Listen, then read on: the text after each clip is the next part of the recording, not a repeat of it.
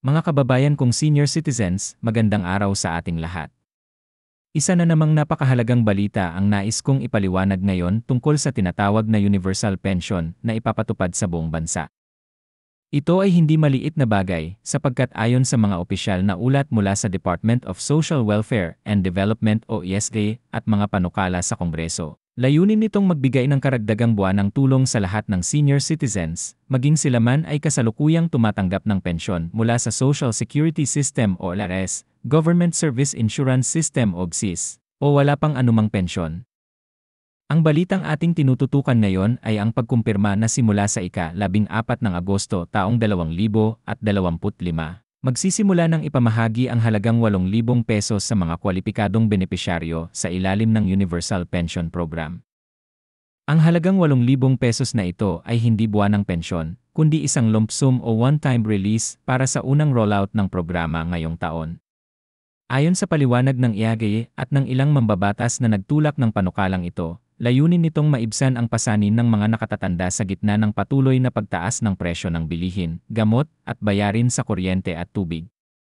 Sa kasalukuyan, ang Senior Citizens Act ay nagbibigay lamang ng social pension na 500 pesos bawat buwan para sa mga mahihirap na senior na walang natatanggap na pensyon mula sa RAEA o GSIS. Ngunit dahil sa malinaw na kakulangan nito upang matugunan ang tunay na pangangailangan, isinulong ang mas malawak na universal pension na makikinabang ang lahat ng seniors anuman ang kanilang pinagmulan o estado sa buhay. Sa ilalim ng guidelines na inilabas, sakop ng unang batch ng distribusyon ngayong Agosto ang lahat ng senior citizens na nakarehistro sa Office of the Senior Citizens Affairs o OSCA sa kani-kanilang lungsod o bayan. Ang tanging kinakailangan ay ma-verify ang inyong edad na 60 taon pataas, may valid na senior citizen at rehistrado sa National Database na pinagsama ng ESA, OSCA, at Philippine Statistics Authority. Hindi na mahalaga kung kayo ay may natatanggap ng pensyon mula sa RAEA o GSIS, ito ang kaibahan ng Universal Pension sa dati ng Social Pension Program na eksklusibo lamang para sa indigent seniors. Ipapamahagi ang 8,000 pesos sa pamamagitan ng 3 pangunahing paraan. Una, para sa mga may existing bank account na nakarehistro sa IAGE o LRS, dedeposito direkta sa inyong account ang benepisyo sa petsang itinakda. Ikalawa, para sa mga walang bank account, maaari itong makuha sa pamamagitan ng cash payout sa designated distribution centers sa mga city at municipal halls, barangay gymnasium, o covered court. Ikatlo, para sa mga bedridden o may malubhang karamdaman na hindi kayang pumunta sa payout venue, ipapadala ito ng ESA at LAID team direkta sa inyong tahanan. Mahalaga ring tandaan na ayon sa pahayag ni ESG Secretary Rex Gatchalian, ang pondong gagamitin para sa unang rollout ng Universal Pension ay mula sa special allocation na inaprubahan ng Kongreso at ng Department of Budget and Management para sa fiscal year 2025. Kabuang humigit kumulang 32 bilyong pesos ang inilaan upang masakop ang lahat ng seniors sa bansa para sa unang yugto.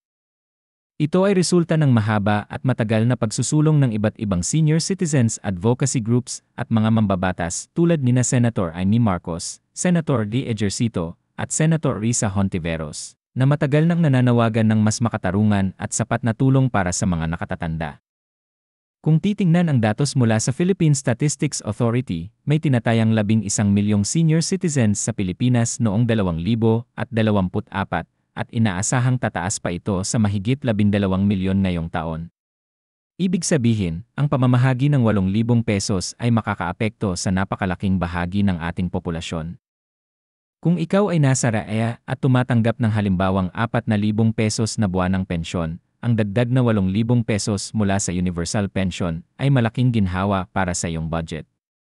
Para sa mga wala talagang natatanggap na anumang pensyon, mas lalo itong makatutulong upang mabili ang pangunahing pangangailangan tulad ng bigas, gamot para sa alta presyon o diabetes, at bayad sa kuryente. Isa pang mahalagang aspeto ng programang ito ay ang transparency at monitoring. Ayon sa ESA, gagamitin nila ang digital payout system na ipinatupad na rin sa ibang ayuda programs tulad ng Pantawid Pamilyang Pilipino Program upang maiwasan ang double claims, ghost beneficiaries, at katiwalian. Sa bawat payout, kailangan dalhin ang orihinal na senior citizen at isa pang valid government-issued gaya ng passport, UMID o driver's license. Kung hindi personal na makakapunta, maaaring magpadala ng authorized representative na may dalang authorization letter at kopya ng aids ng parehong representative at ng senior citizen. Hindi rin mawawala ang mga agam-agam at tanong mula sa ating mga kababayan. Maraming nagtatanong kung ito ba ay tuloy-tuloy buwan-buwan o one-time lang. Ayon sa malinaw na paliwanag ng ESRA, sa ngayon ay one-time lump sum lamang ang 8,000 pesos ngayong Agosto bilang pilot implementation ng Universal Pension. Subalit, target ng mga mambabatas na gawing regular ito at posibleng gawing buwanang benepisyo sa hinaharap kapag natukoy na ang tamang budget source at naaprubahan na ito sa General Appropriations Act ng susunod na taon.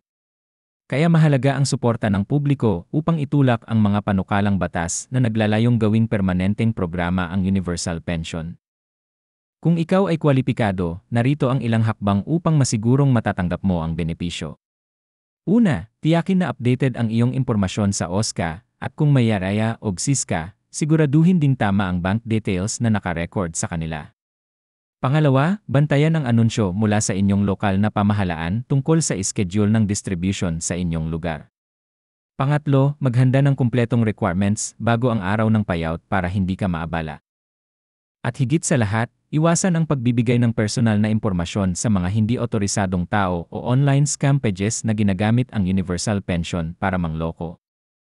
Ang 8,000 pesos na matatanggap natin ngayong Agosto ay maaaring maliit kung ikukumpara sa pangmatagalang pangangailangan, ngunit ito ay malinaw na hakbang patungo sa mas makatarungang lipunan para sa mga senior citizens. Matagal na nating ipinaglaban na kilalanin hindi lamang ang pangangailangan, kundi pati na rin ang dignidad ng mga nakatatanda, at ang programang ito ay isa sa mga bunga ng ating kolektibong panawagan.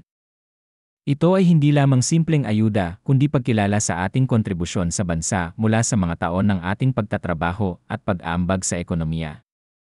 Kaya't mga kababayan, sa darating na ika-14 ng Agosto 2025, maging handa tayo at siguraduhin na walang senior citizen sa ating komunidad ang mawawala sa listahan o mapag-iwanan.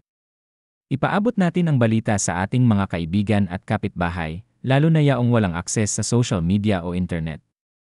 Ang 8,000 pesos na ito ay tiyak na makatutulong, lalo na sa panahon ngayon na ang presyo ng bigas ay umaabot na sa 40 hanggang 50 pesos kada kilo, at ang gamot sa alta presyon ay halos 1,000 pesos kada kahon. Kung magpapatuloy ang malakas na suporta ng publiko at malinaw nating maipapakita na matagumpay ang pilot implementation ng Universal Pension ngayong Agosto, tataas ang posibilidad na hindi lamang ito manatiling isang pansamantalang programa, kundi gawing ganap na permanenteng bahagi ng pambansang sistema ng tulong para sa mga nakatatanda.